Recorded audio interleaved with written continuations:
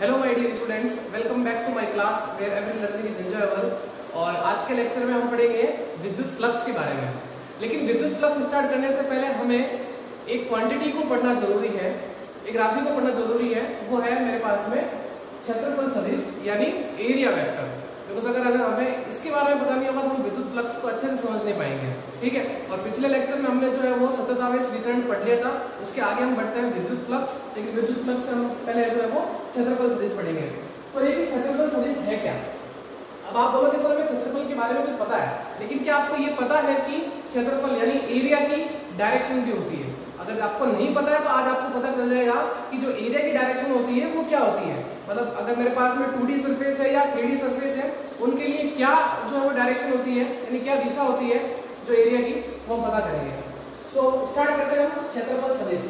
तो क्षेत्रफल सदिश समझने के लिए सबसे पहले देखो मैंने ये आयत लिया है, ठीक है ना, PQRS। ये PQRS मेरे पास में आयत है जिसकी लेंथ है यानी लंबाई और ये चौड़ाई। ठीक, ये एक्स एक्सिस, ये वाई और ये जेड। अगर मैं नॉर्मल या किसी बच्चे को पूछूं, 10th वाले बच्चे को अगर पूछूं कि बताइए कि आयत का क्षेत्रफल क्या होता है, तो सीधा आंसर देगा क्या, लंबाई इंटू चौड़ाई। सही है। यही अगर मैं किसी 11th-12th वाले बच्चे को पूछूं कि बताओ एरिया का फॉर्मूला क्या होगा, तो वो वेक्टर फॉर्म में क्या आंसर देगा, वो बोलेगा कि सर PQ क्रॉस QR।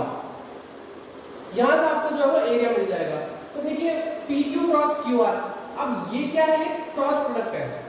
अरे बात समझ में क्या है, ये सदिश गुणनफल है। ठीक है ना। अब सदिश गुणनफल आपको पता है कि किन्हीं भी दो राशियों का अगर आप सदिश गुणनफल निकालते हो तो जो आपको नई राशि मिलती है वो भी क्या मिलती है, सदिश मिलती है। ठीक है ना। तो यही मेरे पास में PQ क्रॉस QR, यानी कि अगर मेरे पास में दो क्वांटिटी है, यानी एक P या इसको ऐसा लिख लो, एक मेरे पास में सदिश राशि A है और एक B राशि है। अगर मैं इनका क्रॉस प्रोडक्ट निकालता हूं तो मुझे क्या मिलती है, एक सदिश राशि मिलती है। अरे बात समझ में, इनका मैं अगर सदिश गुणनफल निकालूं तो मुझे क्या मिलेगी, एक सदिश राशि मिलेगी। और आपको ये भी पता है कि हम इसको अगर मैं इसका परिमाण लिखना चाहूं तो उसको ऐसा लिखते हैं हम AB sin थीटा। ये तो होता है इसका परिमाण। अगर मैं इसके परिमाण की बात करूं तो उसका ये तो आता है AB sin थीटा। तो सेम यहाँ पे भी मैंने यही किया। तो ये क्या आएगा, PQ QR sin थीटा। तो देखो PQ मेरे पास में क्या है, लेंथ यानी L, QR मेरे पास में क्या है, B, और sin 90 क्यों, बिकॉज इन दोनों ही वेक्टर के बीच में एंगल कितना है, 90 डिग्री का। सो इसीलिए हमने यहाँ पे एंगल क्या लिया है, 90 डिग्री लिया है। सो sin 90 कितना होता है, 1 होता है। तो यहाँ से देखो क्या आया, लेंथ इंटू ब्रेड्थ।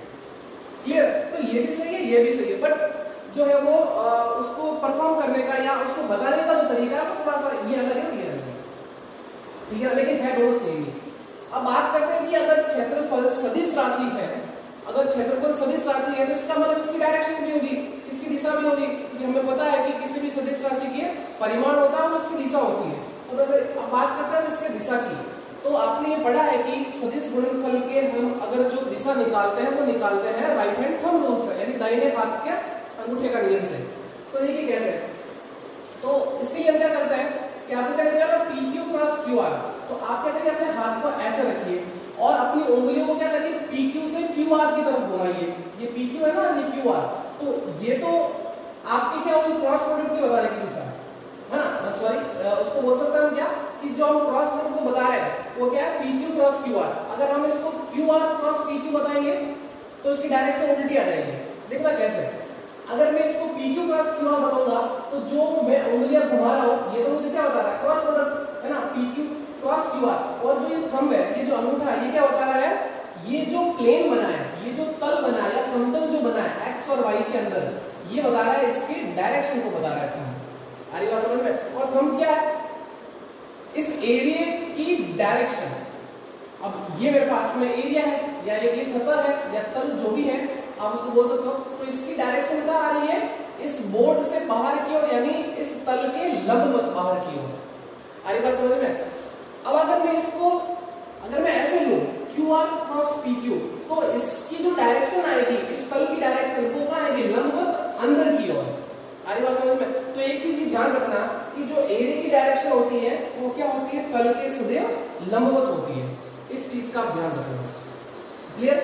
अब यहाँ पे कुछ चीजें है कि 2D के लिए क्या होती है, 3D के लिए क्या होती है, वो भी हम समझेंगे। हम इसके लिए अब बात करो इसके डायरेक्शन को, तो डायरेक्शन को हम कैसे लिखते हैं, इकाई सदिश से लिखते हैं। यानी क्या, आपने पढ़ा होगा ना एक्स एक्सिस में क्या होता है आई कैप, इस तरीके से वाई में क्या होता है जे कैप, जेड में क्या होता है के कैप। अगर ये एक्स और ये वाई है तो जेड को मैं मान सकता हूँ कि ये बाहर की ओर है, बिकॉज मेरे पास में बोर्ड 2D है, तो इसलिए मुझे 3D बनाने के लिए जेड को थोड़ा सा इस तरफ बनाना पड़ा। तो जेड का होगा ये एक्स हो गया, ये वाई और ये जेड, तो इसका मतलब जेड में हम क्या लिखते हैं के कैप को लिखते हैं, ठीक है। और अगर ये अगर अंदर की ओर होती डायरेक्शन तो हम इसके लिए क्या लगाएंगे, यहाँ पर माइनस लगा देंगे, माइनस के कैप। आगे बात समझ में, तो बस इतना सा करना है और कुछ नहीं करना, ठीक है। बट अगर मैं इसके परिमाण की बात करूं तो दोनों का परिमाण क्या होगा, सेम होगा, बस डायरेक्शन की क्या होगी, अलग होगी, यानी अपोजिट होगी।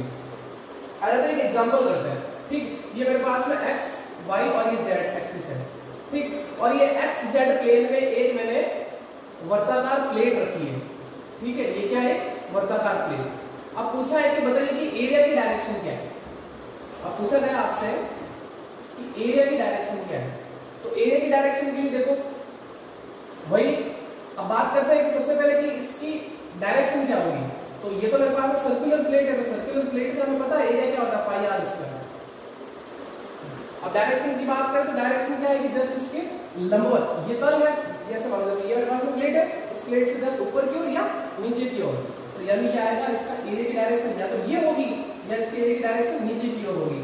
अब यहाँ पर हम क्या लिखेंगे, अब देखो ये किस डायरेक्शन में आ रहा है, वाई डायरेक्शन में, तो इसके लिए हम क्या लिखेंगे जे कैप, या ये भी हो सकती है pi r square minus J cap, तो ये एरिया की डायरेक्शन है, ठीक। दोनों सही है, दोनों लिख सकते हो, दोनों सही है, ठीक।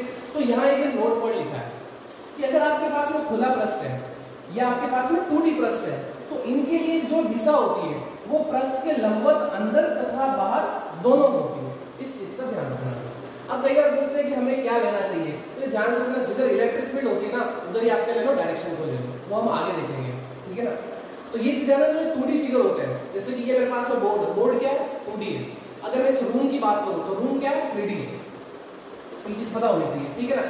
चलिए अब हम आते हैं आगे 3D फिगर पे, जैसे कि ये मेरे पास में है एक घन, ठीक है, ये मेरे पास में बेलनाकार, ये इसको बेलन लिख लेते हैं, और ये मेरे पास में एक गोला, ठीक। अब यहाँ डायरेक्शन क्या होती है, ध्यान से देखना। अगर मैं बात करूं इस सरफेस की, ये वाले सरफेस की, ये ऊपर वाले सरफेस की, तो इसकी डायरेक्शन क्या होगी, इसके परपेंडिकुलर यानी लंबवत बाहर की ओर, अंदर नहीं होगी, ध्यान रखना, अंदर कहां घुस जाओगे इसके अंदर, ठीक है ना। आगे बात समझ में। अगर मैं बात करूं इस सरफेस की, ये वाले सरफेस की, तो इसकी डायरेक्शन क्या होगी, इस तरफ। अगर मैं बात करूं इस वाले सरफेस की, तो इसकी डायरेक्शन क्या होगी, इधर। ये एरिया की डायरेक्शन है, इसकी तल की है ना, ये जो सतह है ना, इसकी डायरेक्शन की बात कर रहा हूं। आगे बात समझ में। तो ये चीज ध्यान रखना कि जो बंद प्रश्न होते हैं या जो 3D प्रश्न होते हैं, उनके लिए जो दिशा होती है वो केवल पृष्ठ के लंबवत बाहर की ओर होती है, अंदर की ओर नहीं होती है, इस चीज का ध्यान रखना। यानी कि जब हम 2D की बात करेंगे तो 2D के लिए जो डायरेक्शन होगी क्षेत्रफल की, वो अंदर भी हो सकती है और उसके बाहर भी हो सकती है, ठीक है ना। जैसे इस बोर्ड की बात करें तो इस बोर्ड के इस तरफ बाहर की ओर, ये तल है इसका, इसके जस्ट लंबवत बाहर की ओर और लंबवत अंदर की ओर, दोनों हो सकती है। लेकिन हम जब 3D फिगर की बात करेंगे, अगर मैं इस रूम की बात करूं तो इस रूम के अंदर मैं इस दीवार की बात करता हूं, तो इसकी जो डायरेक्शन होगी वो क्या होगी, सिर्फ बाहर की ओर होगी, उस तरफ, ठीक है ना। अगर हम 3D की बात करेंगे तो इस जैसे कि मैंने ये सरफेस ले लिया है ना, ये सतह ले ली, इसकी क्या होगी, सिर्फ बाहर की ओर, इसकी। अब बात करते हैं बेलन की, जैसे कि मान लो ये एक बेलन ही समझ लो, तो इसकी कितनी सतह है, एक ये वाली, एक ये नीचे वाली, और एक ये कौन सी, कर्व। आ रही बात समझ में।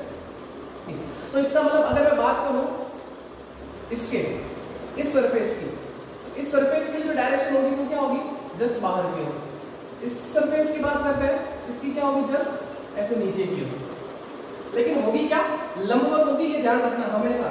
दिशा जो होगी वो तल के सदैव लंबवत होगी।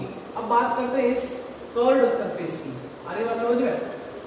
ये जो मेरे पास में कर्व्ड सरफेस है, इसकी क्या होगी, तो देखो अब आप कहीं से भी ले लो, है ना, चाहे ये यहाँ लो, चाहे यहाँ लो, चाहे यहाँ लो, डायरेक्शन हमेशा क्या होगी, इसके जस्ट परपेंडिकुलर। अगर मान लो यहाँ से इस तरफ, यहाँ से भी इस तरफ, तो हमेशा क्या होगी, परपेंडिकुलर, यानी बाहर की ओर। ये चीज याद है, आगे बात समझ में। तो 3D सरफेस में हमेशा जो दिशा होगी क्षेत्रफल की, वो हमेशा क्या होगी, बाहर की ओर होगी। ये बड़ा ही इंपॉर्टेंट टॉपिक है, ध्यान रखना, आप इसको बिल्कुल सीरियसली पढ़ना, क्योंकि विद्युत फ्लक्स हम जब पढ़ेंगे और गाउस का नियम जब पढ़ेंगे तो दिशा का बहुत बड़ा रोल है, ये ध्यान रखना। आगे बढ़ता है ना, जैसे ये मेरे पास में गोला दे रखा है, तो इसके किसी भी सरफेस, अगर मान लो मैं इस जगह बात करूं, इस जगह जस्ट इसके परपेंडिकुलर बाहर की ओर, यहाँ बात करें तो इसके परपेंडिकुलर बाहर की ओर, सभी जगह एंगल क्या बनेगा आपका 90 डिग्री बनेगा। यहाँ बात करें तो यहाँ इस तरफ होगी, इस सरफेस की बात करें तो यहाँ इस तरफ होगी डायरेक्शन। तो हमेशा ध्यान रखना क्या होगी, उसके सतह के लंबवत होगी। आगे बात समझ में, तो अब बता देता हूँ कि एरिया जो है वो क्या है, सदिश राशि है जिसकी दिशा सदैव तल के लंबवत होती है। तो फटाफट आप स्क्रीनशॉट खींचिए और फिर हम जो है वो आगे बढ़ते हैं। सो स्टूडेंट्स, अब स्टार्ट करते हैं हम विद्युत फ्लक्स को। हमने जो है वो क्षेत्रफल सदिश के बारे में पढ़ लिया है, अब हम स्टार्ट करते हैं विद्युत फ्लक्स। तो देखिए विद्युत फ्लक्स है क्या, डेफिनेशन से आप समझ जाओगे कि विद्युत क्षेत्र में स्थित किसी तल या सतह से लंबवत गुजरने वाली विद्युत क्षेत्र रेखाओं की कुल संख्या को विद्युत फ्लक्स कहते हैं। ठीक है, इस डेफिनेशन को अभी मैं नहीं लूंगा, अभी सिर्फ इसको समझते हैं, ये आपको समझ में आ जाएगा जब मैं इनको समझाऊंगा तब। ठीक है ना, तो यानी कि कोई भी मेरे पास विद्युत क्षेत्र है, उसमें अगर कोई तल या कोई सतह है तो उससे लंबवत जो इलेक्ट्रिक फील्ड लाइंस निकल रही है, यानी जो विद्युत क्षेत्र रेखाएं निकल रही है, उसी को हम क्या बोलते हैं, विद्युत फ्लक्स बोलते हैं। यानी सिंपल सी बात है, मान लो किसी जगह इलेक्ट्रिक फील्ड है और मान लो यहाँ पे जो है वो मेरे पास में ये सतह है, ठीक है ना, ये तल है, तो इसके जस्ट लंबवत, आगे बात समझ में, जैसे ये सतह है ना, तो इसका लंबवत क्या होगा, ऐसे तो होगा, तो इसके लंबवत जो इलेक्ट्रिक फील्ड लाइंस निकल रही है, जितनी भी इलेक्ट्रिक फील्ड लाइंस निकल रही है, वही मेरे पास में क्या है, विद्युत फ्लक्स है। आगे बात समझ में, तो अब देखिए विद्युत फ्लक्स जो है वो क्या, कैसे डिपेंड करता है, हम विद्युत फ्लक्स को कैसे बढ़ा सकते हैं। आगे बात समझ में, तो ध्यान से देखना, मेरे पास में एक ये सतह है, ठीक, ये कुछ इस तरीके से रखी हुई है, ध्यान से देखिए, ऐसा रखी हुई है, ऐसे। आगे बात समझ में, इससे क्या है, कुछ इलेक्ट्रिक फील्ड लाइंस निकल रही है। आगे बात समझ में, कुछ ऊपर से कुछ नीचे से कुछ इसके अंदर से निकल रही है। तो डेफिनेशन क्या कहती है कि विद्युत क्षेत्र में स्थित किसी तल या सतह से लंबवत गुजरने वाली विद्युत क्षेत्र रेखाओं की कुल संख्या को विद्युत फ्लक्स कहते हैं। अब आपको ध्यान से देख, अब आप ध्यान से देखना कि अगर मैं इस तल की बात करूं तो इस तल का जो क्षेत्रफल होगा उसकी दिशा भी होगी, तो ध्यान से देखो, ये तल ऐसे रखा है ना, तो इसका लंबवत क्या होगा, इस तल के जस्ट इस परपेंडिकुलर, यानी इसके लंबवत इस तरफ आएगा, और विद्युत क्षेत्र रेखाएं भी कैसे गुजरनी चाहिए, इस तल के लंबवत गुजरनी चाहिए। तो एक चीज ये ध्यान रखना, जब भी हम विद्युत फ्लक्स की बात करेंगे तो इलेक्ट्रिक फील्ड यानी विद्युत क्षेत्र और जो क्षेत्रफल सदिश है, दोनों ही क्या होने चाहिए, एक साथ और एक ही डायरेक्शन में होने चाहिए, यानी क्या होने चाहिए, तल के लंबवत होने चाहिए। अरे बात समझ में, एरिया तो तल के लंबवत ही होता है, एरिया की जो दिशा होती है किसी भी तल की वो क्या होती है, लंबवत होती है। बट हम जब इलेक्ट्रिक फील्ड की बात करेंगे तो इलेक्ट्रिक फील्ड भी क्या होनी चाहिए, उस तल के लंबवत से गुजरनी चाहिए, वही विद्युत फ्लक्स होता है। अरे बात समझ में, अब हर बार जरूरी नहीं है कि वो जो उसके लंबवत ही गुजरे, जैसे कि वो कैसे ना, जैसे कि इसमें जो है वो कुछ एंगल बनाते हुए निकल रहे, तो इसकी भी बात करेंगे यहाँ पे क्या है। तो सबसे पहले यहाँ बात करते हैं, तो देखिए इससे जो है वो कितनी विद्युत क्षेत्र रेखाएं इस तल की लंबवत गुजर रही है, तो इससे कितनी गुजर रही है, 3, बाकी 2 तो ऊपर से निकल रही है। हमें क्या चाहिए, जो तल से लंबवत गुजरे वही चाहिए, तो इसका मतलब इसका फ्लक्स कितना होगा, यही तो है कुल, है ना, विद्युत क्षेत्र रेखाओं की कुल संख्या को विद्युत फ्लक्स कहते हैं। कौन सी वाली, लंबवत वाली, तो इसके लंबवत ही जा रही है, ठीक है, यहाँ जाते हैं। अब मैंने यहाँ क्या किया, इस जगह पे इलेक्ट्रिक फील्ड को बढ़ा दिया। आगे बात समझ में, ये पहले इलेक्ट्रिक फील्ड था, मैंने सोचा कि अगर मैं इसके इलेक्ट्रिक फील्ड को बढ़ाऊं तो क्या फ्लक्स भी बढ़ेगा, चेक करते हैं। अब इलेक्ट्रिक फील्ड को कैसे बढ़ा सकते हैं, हम चार्ज से बढ़ा सकते हैं, चार्ज बढ़ाओगे तो इलेक्ट्रिक फील्ड भी बढ़ेगा, यानी अपने पढ़ा ना फॉर्मूला E = kq/r², तो चार्ज बढ़ाओगे तो इलेक्ट्रिक फील्ड भी बढ़ेगा पॉइंट चार्ज के लिए। लेकिन अभी तो हम सिर्फ और सिर्फ इलेक्ट्रिक फील्ड बढ़ाने की बात कर रहे हैं, तो इलेक्ट्रिक फील्ड बढ़ाया, तो इलेक्ट्रिक फील्ड बढ़ाने से देखो सतह तो मेरे पास उतनी थी, आगे बात समझ में, क्षेत्रफल को मैं नहीं बढ़ा रहा हूँ, अभी सिर्फ और सिर्फ इलेक्ट्रिक फील्ड को बढ़ा रहा हूँ, विद्युत क्षेत्र को बढ़ा रहा हूँ। तो विद्युत क्षेत्र मैंने बढ़ाया, विद्युत क्षेत्र को मैंने बढ़ाया, तो देखो अब कितने लाइंस निकलने लगे, 1 2 3 4 5, तो इसका फ्लक्स कितना हो गया, क्लियर। अब आ जाता है यहाँ, अब ध्यान से देखना, एक ये सतह है और एक ये सतह है, यहाँ पे मैंने क्या किया है, एरिया को बढ़ाया, यानी मैंने यहाँ पे इसके क्षेत्रफल को बढ़ाया, तो यहां से ये पता चला कि जो फ्लक्स है वो समानुपाती होता है किसके, विद्युत क्षेत्र के। यानी आप विद्युत क्षेत्र बढ़ाओगे तो फ्लक्स भी बढ़ेगा, और अगर आप विद्युत क्षेत्र घटाओगे तो फ्लक्स भी घटेगा, सीधी सी बात है। यहाँ पर अब मैंने यहाँ पे क्या किया, ये मैंने एक एरिया दिया और इससे बड़ा एरिया दिया, तो देखो एरिया पे क्या डिपेंड किया, एरिया से क्या पता चलता है, तो देखो इस एरिया से कितनी फील्ड लाइंस निकल रही है, कितनी छत्र रेखा निकल रही है, 1 2 और 3, तो इसका तो फ्लक्स पता चल गया कितना, 3। अब मैंने क्या किया, इसका एरिया बढ़ा दिया, तो एरिया बढ़ाया तो देखो लगभग सारी इलेक्ट्रिक फील्ड लाइंस निकलने लगी, यानी 1 2 3 4 5 6 7, तो इसका फ्लक्स कितना हो गया, 7। तो एक चीज पता चल रही है यहाँ से भी कि अगर हम एरिया को बढ़ाएंगे तो फ्लक्स भी बढ़ेगा। क्लियर है ना, सीधी सी बात है, तो एरिया बढ़ गया तो ज्यादा फील्ड लाइंस निकलने लग गई, ज्यादा फील्ड लाइंस निकली तो फ्लक्स भी क्या होगा, बढ़ने लग जाएगा। क्लियर, इस केस में अब देखना, ये जो सरफेस है वो ऐसे है, ये ऐसे है, और इलेक्ट्रिक फील्ड लाइंस ऐसे निकल रही है। आगे बात समझ में, इलेक्ट्रिक फील्ड लाइंस ऐसे निकल रही है और सतह ऐसे है। अगर मैं सतह के लंबवत बात करूं तो इसकी सतह की दिशा क्या होगी, इस तरफ होगी, और इलेक्ट्रिक फील्ड लाइंस ऐसे निकल रही है, तो क्या एक भी इलेक्ट्रिक फील्ड लाइंस इस सतह के लंबवत निकल रही है, नहीं, क्योंकि ये तो सतह के क्या समांतर निकल रही है। आगे बात समझ में, सतह की जो दिशा है वो ऐसे लंबवत बाहर की ओर है, इलेक्ट्रिक फील्ड लाइंस ऐसे निकल रही है, जबकि डेफिनेशन क्या कहती है कि हमें उनको लेना है जो तल या सतह से लंबवत गुजरे। तो इसका मतलब इससे तो एक भी फील्ड लाइंस इसके लंबवत नहीं गुजर रही है, तो इसका मतलब इसका फ्लक्स कितना हो गया, 0। एक भी इलेक्ट्रिक फील्ड लाइन देख ली, इसका मतलब इसका फ्लक्स कितना, 0। क्लियर, आगे तीनों केस समझ में। अब आ जाते हैं यहाँ पे, अब मैंने कोई एक तल सिलेक्ट किया, अगर मैं इसकी दिशा की बात करूंगा तो इसकी जो है लंबवत इस तरफ होगी, है ना, ये ऐसा रखा है, इसकी दिशा इस तरफ है, और इलेक्ट्रिक फील्ड लाइंस जो है वो कुछ एंगल बनाते हुए निकल रही है। अब हम ये चाहते हैं कि हमें इलेक्ट्रिक फील्ड लाइंस कौन सी लेनी है, जो इस तल के लंबवत निकले। तो मैं क्या करता हूं, ये जो वेक्टर है, क्योंकि इलेक्ट्रिक फील्ड आपको पता है कि वेक्टर क्वांटिटी है, और वेक्टर को हम क्या कर सकते हैं, दो लंबवत घटकों में तोड़ सकते हैं। तो इसका मतलब जिस तरफ थीटा होता है उस तरफ कौन सा कंपोनेंट आता है, कॉस, तो ये आगे मेरे पास है ई कॉस थीटा, और इस तरफ आगे मेरे पास है क्या, ई साइन थीटा। क्लियर, अब मुझे आप ये बताओ फ्लक्स किसकी वजह से आएगा, इस कंपोनेंट की वजह से आएगा या इस कंपोनेंट की वजह से आएगा। आप सोचिए, थोड़ा सा सोचिए, किसकी वजह से आएगा, ई कॉस थीटा की वजह से आएगा। क्यों, क्योंकि डेफिनेशन के अकॉर्डिंग हमें कौन सी इलेक्ट्रिक फील्ड लाइंस लेनी है, जो इस सतह के लंबवत गुजरे, और इस सतह के लंबवत तो यही तो जा रही है, ये थोड़ी जा रही है।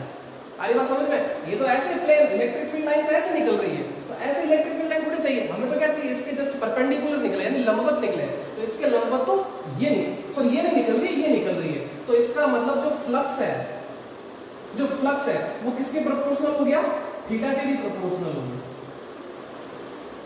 यानी किसके, कॉस थीटा के। तो यहां से अगर मैं तीनों को कंबाइन करूं, तो एक फॉर्मूला लिख सकता हूं सीधा सा, क्या आ जाएगा, phi is equal to E A cos theta. सीधी सी बात है, क्योंकि फ्लक्स तीनों के प्रोपोर्शनल है, और आपको पता है कि जहां कॉस आता है वहां पे आपको डॉट प्रोडक्ट, आपने नाम सुना होगा, वही है ये, यानी फ्लक्स। यही डेफिनेशन अब आप समझ में आ गई होगी कि विद्युत क्षेत्र तथा क्षेत्रफल सदिश के अदिश गुणनफल को विद्युत फ्लक्स कहते हैं। ये कौन सा गुणनफल है, डॉट प्रोडक्ट क्या होता है, अदिश गुणनफल तो होता है। तो यहां से देख लीजिए आप कि विद्युत क्षेत्र तथा क्षेत्रफल सदिश के अदिश गुणनफल को विद्युत फ्लक्स कहते हैं। तो ये भी डेफिनेशन सही है, ये भी सही है। आगे बस आप दोनों में कोई भी लिख सकते हो, दोनों सही है, ठीक है। तो फाई इज इक्वल टू क्या, E dot A, dot product हटाओगे तो क्या आएगा, कॉस आएगा। आगे बात समझिए, तो ये था फ्लक्स। अब हम फ्लक्स से कुछ वो अच्छे जो है वो एग्जांपल लेंगे, और फिर हम जो है वो आगे बढ़ेंगे। तो फटाफट स्क्रीनशॉट लीजिए और फिर हम जो है वो आगे बढ़ते हैं। सो स्टूडेंट्स, अब हम करते हैं विद्युत फ्लक्स से रिलेटेड दो एग्जांपल। लेकिन उससे पहले एक चीज बताना मैं आपको भूल गया कि विद्युत फ्लक्स की इकाई क्या होती है।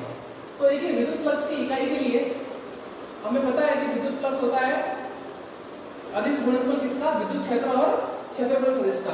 तो अब देखिए इसकी इकाई के लिए, तो जो विद्युत क्षेत्र है उसकी इकाई हमें पता है, न्यूटन पर कूलम, ठीक है। अब अगर बात करें एरिया की, तो एरिया किसमें होता है, मीटर स्क्वायर में, तो ये यूनिट होगी न्यूटन इनटू मीटर स्क्वायर पर कूलम। एक यूनिट और होती है इसकी, आपको मैंने बताया था जब मैंने फर्स्ट चैप्टर पढ़ाया था कि इलेक्ट्रिक फील्ड की मैंने जो है वो दो इकाई लिखवाई थी आपको। एक तो लिखवाई थी मैंने न्यूटन पर कूलम, और एक लिखवाई थी मैंने आपको वोल्ट पर मीटर। और इसके लिए मैंने बताया था कि ये मैं आपको बताऊंगा आगे जो चैप्टर्स आएंगे उसमें, यानी हम इसके बारे में पढ़ेंगे जो अगला चैप्टर होगा हमारा थर्ड चैप्टर उसमें। लेकिन इससे भी हम जो एक इकाई और निकाल लेते हैं। तो देखिए इसके कारण क्या होगा, तो देखो इलेक्ट्रिक फील्ड की यूनिट लिखता हूं मैं वोल्ट पर मीटर, एरिया की वही मीटर स्क्वायर। सो मीटर से मीटर कैंसिल आउट, एक यूनिट और निकल के आ गई, वो क्या है वोल्ट इनटू मीटर। तो फ्लक्स की जो है वो ये दोनों इकाई होती है। अरे बात समझ में, आप दोनों में से कोई भी लिख सकते हो, ठीक। लेकिन अगर क्वेश्चन में जो दे रखा होगा उसके अकॉर्डिंग हम जो है वो यूनिट सेट करेंगे। अरे बात समझ में, तो ये इकाई जो है वो आप फटाफट नोट कर लीजिए, ठीक है। चलिए आगे बढ़ते हैं। तो अब देखो क्वेश्चन दे रखा है मुझे कि विद्युत क्षेत्र E, ये दे रखा है आपको वोल्ट पर मीटर में स्थित एक क्षेत्रफल सदिश, ये भी आपको एरिया दे रखा है, से पारित विद्युत फ्लक्स का मान ज्ञात कीजिए। तो आपको देखो विद्युत क्षेत्र आपको सदिश रूप में दे रखा है, एरिया भी आपको सदिश रूप में दे रखा है, तो आप सीधा ही फॉर्मूला लगा लीजिए phi is equal to E dot A। सीधा हम इसका क्या करेंगे, अदिश गुणनफल निकाल लेंगे। अब देखो वैल्यू रखो आप यहाँ पे, E की वैल्यू क्या दे रखी है आपको 200 i cap plus 300 j cap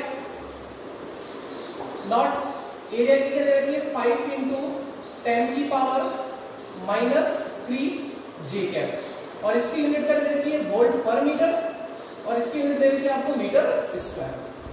clear. तो यहाँ से ये मीटर से तो एक मीटर कैंसिल आउट हो जाएगा। अब बात करते हैं देखो यहाँ पे, तो देखो 200 को अगर मैं इससे मल्टीप्लाई करूंगा तो आपको पता है कि देखो i डॉट j क्या होता है, पहले ये बताओ। जीरो होता है ना, आपने पढ़ा 11th में i dot j equal to 0, j dot k equal to 0, k dot i equal to 0। But i dot i, j dot j और k डॉट k ये कितना होता है 1 होता है। 11th में पढ़ा है ये। तो हम जब मैं इसको इससे मल्टीप्लाई करूंगा तो क्या आएगा 0 आएगा। अब देखो 300 को मैं 5 से मल्टीप्लाई करूंगा तो क्या होगा मेरे पास में 1500 और इंटू 10 की पावर कितनी -3, और j को j से मल्टीप्लाई करूंगा यानी j डॉट j, ये मेरे पास में क्या हो जाएगा 1। क्लियर। और यहाँ मेरे पास में क्या बचेगा वोल्ट इनटू मीटर, और इसको मैं डिवाइड कर देता हूँ तो ये आ जाएगा मेरे पास में 1.5 वोल्ट इनटू मीटर। तो ये मेरे पास में फ्लक्स निकल के आ गया। तो सिंपल सा एक फॉर्मूला बेस्ड क्वेश्चन था ये। आगे बात समझे तो कैसे आपको डॉट प्रोडक्ट, तो डॉट प्रोडक्ट आपने 11th में पढ़ा है, तो ये आना चाहिए आपको, बेसिक है। नाउ अगले क्वेश्चन में मूव करते हैं। एक 5 सेंटीमीटर त्रिज्या की वर्गाकार शीट एक समान विद्युत क्षेत्र में इस प्रकार स्थित है। तो सबसे पहले तो हम क्या करते हैं, एक शीट बना देते हैं, ठीक है। तो ये देखो कुछ शीट इस प्रकार की है, ठीक है। ये कितनी है 5 सेंटीमीटर की, क्लियर। और ये क्या है, इस विद्युत क्षेत्र में रखी हुई है। इसका तल, आगे बात समझ में, इसका तल विद्युत क्षेत्र से 30 डिग्री का कोण बनाता है। आगे बात समझ में, ये इसका तल है और ये विद्युत क्षेत्र रेखा कुछ इस तरीके से जा रही है, ये विद्युत क्षेत्र रेखा जा रही है, और इसका जो ये तल है वो इस विद्युत क्षेत्र से कितना एंगल बनाता है 30 डिग्री का एंगल बनाता है। ये आपको क्वेश्चन में गिवन। अरे बात समझ में। तो हमेशा आप एग्जाम में जब आप क्वेश्चन पढ़ो या कभी भी आपको क्वेश्चन करो तो आप पूरा क्वेश्चन एक साथ पढ़ा करो, एक एक लाइन पढ़ा करो, ताकि आपको पता रहे कि क्या बोल रहा है क्वेश्चन में, है ना। फिर आप उसको विजुअलाइज करो, आप इमेजिन करो, डायग्राम बनाओ, आपका न्यूमेरिकल बहुत ही आसान हो जाएगा, ठीक है। अब डायग्राम बनती कुछ तो प्रॉब्लम वैसे ही दूर हो गई। अब बोला है कि शीट से पारित विद्युत फ्लक्स ज्ञात कीजिए। अब एक चीज, अब देखो आपको क्वेश्चन में क्या क्या गिवन है। आपको E की वैल्यू, आपको देखो एक तो दे रखा है R, देखो रेडियस दे रखी है ना इसकी, तो रेडियस दे रखी है मुझे कितनी 5 सेंटीमीटर। तो सेंटीमीटर को मैं चेंज कर दूंगा मीटर में, 5 इंटू 10 की पावर 2, 10 की पावर -2। और एक आपको दे रखा है विद्युत क्षेत्र दे रखा है, E की वैल्यू दे रखी है, तो दे रखी है आपको 5 इंटू 10 की पावर 5 वोल्ट पर मीटर। एक आपको थीटा दे रखा है, ये लो 30 डिग्री। तो जब एंगल दे रखा है तो हम फॉर्मूला लगाएंगे, ये phi is equal to EA cos theta. Clear. E की वैल्यू मिल जाएगी। A क्या है एरिया। अब एरिया इसका निकालेंगे, और ये क्या है मेरे पास में वर्ताकार शीट, तो वृत्त का क्षेत्रफल का फॉर्मूला आपको अच्छे से आता होगा पाई r स्क्वायर। क्लियर। और थीटा कितना है मेरे पास में 30। तो यहां पे आपने जैसे ही 30 लिखा आपका आंसर गलत हो जाएगा। ये क्यों, आप खुद सोचिए। 30 लिखने में गलती यहीं पे होती है। आप ये गलती करोगे, आप 30 डिग्री लिख लोगे, आपने क्वेश्चन को थोड़ा सा सही से नहीं पढ़ा है। एक चीज ये मैंने आपको बताई थी जब विद्युत फ्लक्स पढ़ाया था। विद्युत फ्लक्स होता क्या है कि किसी तल या सतह से लंबवत गुजरने वाली विद्युत बल रेखाओं की संख्या या विद्युत क्षेत्र रेखाओं की संख्या। तो पहले मुझे ये बताइए, अगर ये मेरे पास एक सतह है तो इसके एरिया की डायरेक्शन, इसके क्षेत्रफल की डायरेक्शन इस सतह के परपेंडिकुलर ही तो होगी, इसके लंबवत होगी ना ऊपर की ओर। ये एरिया की डायरेक्शन है। आ रही बात समझ में? यानी ये मेरे पास में एक ऐसी सीट रखी है तो इसका एरिया कहाँ आएगा? इसके जस्ट परपेंडिकुलर लंबवत ऊपर की ओर ही तो आएगा या नीचे की ओर आएगा। अरे बात समझ में? लेकिन हम कौन सा लेंगे? मैंने आपको पहले बताया, जिस तरफ आप इलेक्ट्रिक फील्ड हो एरिया भी के लो उसी तरफ ले लो। क्लियर? अब जो थीटा होता है, ये थीटा ये किसके बीच का होता है? इलेक्ट्रिक फील्ड यानी विद्युत क्षेत्र और क्षेत्रफल सदिश के बीच का होता है। अरे बात समझ में? इलेक्ट्रिक फील्ड और एरिया के बीच का एंगल होता है। लेकिन जबकि ये जो आपका एंगल दे रखा है वो इसकी सतह के साथ इलेक्ट्रिक फील्ड का जो है वो एंगल दे रखा है। अरे बात समझ में? यानी जो एंगल दे रखा है वो आपको इलेक्ट्रिक फील्ड और सतह के साथ वाला दे रखा है, बट आपको कौन सा चाहिए? इलेक्ट्रिक फील्ड और एरिया के बीच का एंगल। तो मुझे ये बताओ, इलेक्ट्रिक फील्ड और एरिया के बीच में एंगल यही तो होगा। यानी ये कितना है मेरे पास में? 60 डिग्री। ये 90 हो गया ना, तो 90 में से माइनस कर दो, बिकॉज हमें कौन सा चाहिए? जो इससे लंबवत गुजर रही है वही तो चाहिए। आ रही बात समझ में? लेकिन अब ये एंगल कितना बन रहा है जो है इलेक्ट्रिक फील्ड और एरिया के बीच में, जो मैंने अभी थर्ड केस करवाया था इससे पहले। ये मान लो इलेक्ट्रिक फील्ड लाइन जो है वो कुछ एंगल बना के निकल गई, तब हम क्या करेंगे? तो एंगल कौन सा लेंगे? इलेक्ट्रिक फील्ड और एरिया के बीच का एंगल लेंगे। तो ये एंगल कितना है? 60। तो आपको यहाँ पे जो है वो 30 नहीं रखना है, आपको यहाँ पे कितना रखना है? 60 रखना है। बस आप गलती यही करोगे इस चीज। आई होप आपको समझ में आ गया होगा। ठीक, अब भाई ई की वैल्यू आपको पता है, रख दीजिए यहाँ पे 5 × 10⁵। पाई की वैल्यू आपको पता है कितनी होती है? 3.14।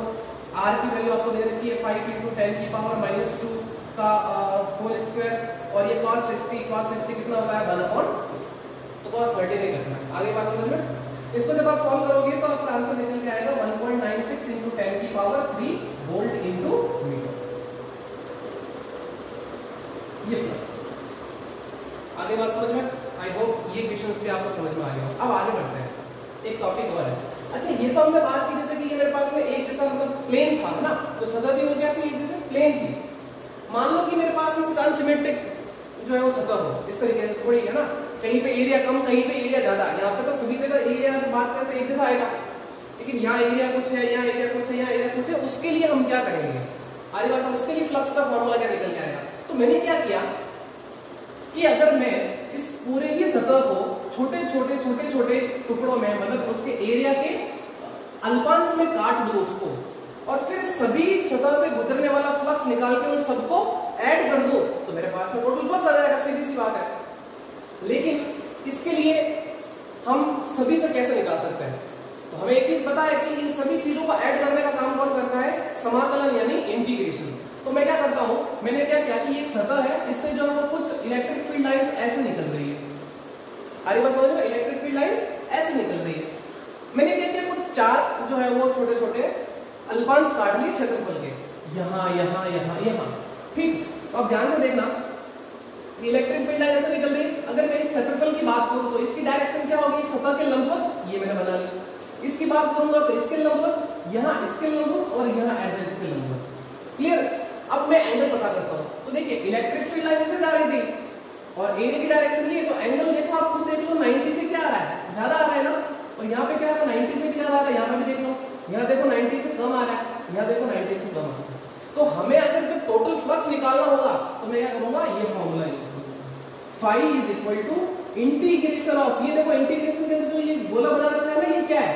ये है बंद सतह। आरी बात समझ में? जब हम आगे गाउस नियम पढ़ेंगे तो गाउस नियम हमेशा अपन किस लिए लगाते हैं? बंद सतह के लिए लगाते हैं। खुली सतह के लिए हम जो है वो गाउस का नियम नहीं लगाते हैं। तो ये आपको इसका मीनिंग समझ लेना, ये क्या है? पूरे ही बंद सतह का समाकलन हम कर रहे हैं। ठीक है, और फिर E डॉट डी है। क्लियर? तो बस ऐसे जब आ जाए हमारे पास में कि कहीं एरिया ज्यादा कहीं एरिया कम, तो हम जो है वो ये यूज करेंगे, है ना। मतलब कि एक से ज्यादा सरफेस हो, अलग अलग सरफेस हो। ठीक है, अब एक नोट पॉइंट सबसे इंपॉर्टेंट कि प्रवेशित फ्लक्स, यानी जब इलेक्ट्रिक फील्ड लाइन से जाएगी तो जो फ्लक्स क्या कर रहा है? एंटर कर रहा है ना, और यहां से क्या हो रहा है? बाहर निकल रहा है। तो जो प्रवेशित फ्लक्स है उसको हम क्या लेंगे? निगेटिव लेंगे, और जो निर्गत फ्लक्स है उसको हम क्या लेंगे? पॉजिटिव लेंगे। यानी जो अंदर जा रहा है फ्लक्स उसको हम नेगेटिव मानेंगे, और जो बाहर जा रहा है उसको फ्लक्स हम पॉजिटिव मानेंगे। आप इसको ऐसे भी देख सकते हो। तो देखिए, थीटा क्या ज्यादा है 90 से, और आपको पता है कि जो मेरे पास में cos थीटा होता है, अगर मैं बात को आपसे पूछूं कि जो है वो cos 0 की वैल्यू बताओ क्या होती है, cos 0 की वैल्यू आपका आंसर होगा 1। cos 90 की वैल्यू पूछता हूं आपसे तो आप कहोगे 0। और इस तरीके से cos 180 की वैल्यू तो वो क्या है -1। आपको खुद को दिख रहा होगा कि जैसे जैसे एंगल बढ़ रहा है वैल्यू क्या हो रही है cos थीटा की, कम हो रही है। तो इसका मतलब 90 से जैसे ही आगे जाएंगे हम 91 92 तो वैल्यू आपको नेगेटिव में आना स्टार्ट हो जाएगी। आपको पता है ना ये चीज, देखो ये वैल्यू आप याद रखना, मैथ्स वालों को तो पता होती है लेकिन बायो वाले आप ध्यान रखना, cos 0 1, cos 90 0 और cos 180 कितना -1। तो यानी एंगल बढ़ रहा है वैल्यू क्या हो रही है नेगेटिव हो रही है, यानी कम हो रही है। तो वही चीज बता रहा था यहाँ पे। तो यहाँ पे जब हम एंगल निकालेंगे तो क्या आएगा cos थीटा, नेगेटिव ही तो आएगा बिकॉज 90 से ज्यादा। तो यहाँ पे वैल्यू फ्लक्स की क्या आएगी नेगेटिव आएगी। आगे बात समझ में क्लियर? तो फटाफट स्क्रीनशॉट लीजिए और हम फिर जो है वो आगे बढ़ते हैं। सो स्टूडेंट्स आज का जो है वो लास्ट एग्जांपल करते हैं।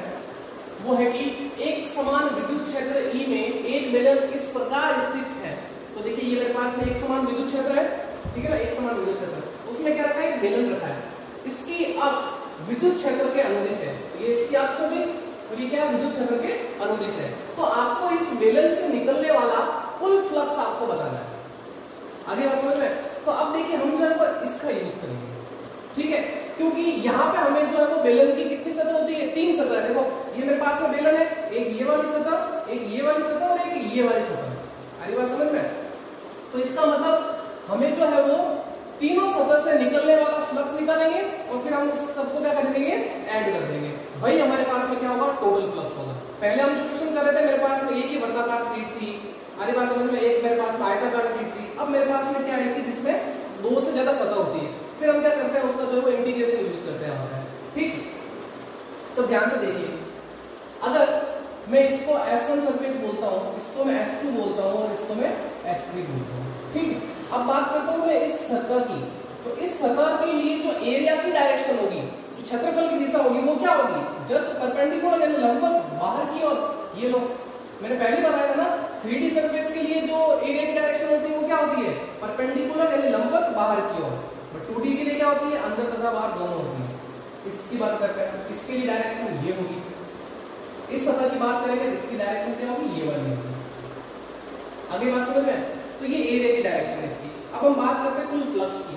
तो देखिए कुल फ्लक्स के लिए वही phi is equal to integration of close surface बन सतह का ना क्या होता है E डॉट डी। अब हम कितनी सरफेस है 3 सरफेस, तीनों के कारण निकालेंगे। तो देखो S1 E dot dA plus S2 E dot dA plus S3 E dot dA। तो यानी इन तीनों सतह के कारण जो फ्लक्स होगा उन सबको ऐड कर देंगे वही ये होगा। अरे बात समझ में? S तो क्या टोटल और ये S1 S2 और S3, तो S1 S2 S3 क्या आएगा टोटल S के इक्वल आएगा। क्लियर? S1 तो S1 की बात करते हैं यहाँ पे। तो ध्यान से देखना हमें एंगल भी पता होना चाहिए। अरे बात समझ में? जब मैं इसको लिखूंगा तो इंटीग्रेशन ऑफ S1 ये मेरे पास बनेगा EDA cos थीटा। अब थीटा की बात करते हैं सरफेस 1 के लिए। तो देखो इलेक्ट्रिक फील्ड की डायरेक्शन इधर, एरिया की डायरेक्शन इधर, तो इनके बीच में एंगल कितना बन गया 180। तो ये मेरे पास हो गया कितना cos 180। इसी तरीके से S2 की बात करते हैं तो हो जाएगा मेरे पास में EDA cos surface 2, electric field भी इधर और एरिया भी इधर, तो इनके बीच में एंगल कितना 0। S3 EDA cos। अब बात करते हैं थर्ड सरफेस की, इलेक्ट्रिक फील्ड इधर, एरिया की डायरेक्शन इधर, इनके बीच में एंगल कितना 90 डिग्री का एंगल है, ये देखो, ठीक। तो यहाँ क्या आएगा cos 90। आगे बात समझ में? अब ध्यान से देखो cos 90 कितना होता है 0, तो ये वैल्यू तो हो गई मेरे पास में पहले से 0। cos 180 कितना होता है -1, तो ये मेरे पास में आ जाएगा, देखो यहाँ से माइनस बाहर लेता हूँ, माइनस और ये E तो कांस्टेंट है, इंटीग्रेशन क्या होगा dA है ना S1 फिर प्लस, इस तरीके से E को बाहर ला देता हूँ S2 और फिर cos 0 कितना होता है 1 होता है ना, तो ये 1 होता है। अब देखो इधर dx का इंटीग्रेशन क्या होता है x, dy का y, इस तरीके से dA का क्या होगा a हो जाएगा। तो ये मेरे पास हो जाएगा माइनस का EA यहाँ से तो ई और ये ए, फिर प्लस ई और डी का इंटीग्रेशन क्या ए, तो ई ए से बी कट जाएगा और आंसर क्या आएगा 0। तो इसका मतलब इस जो बेलन से जो फ्लक्स निकल रहा है वो कितना है, टोटल 0 फ्लक्स है। आगे बात समझ में? तो आई होप आपको आज की वीडियो में मजा आया होगा। सो मिलते हैं नेक्स्ट वीडियो में जब हम स्टार्ट करेंगे गाउस का नियम। क्लियर? तो इसी तरीके से अपना ख्याल रखिए। Thank you, bye bye.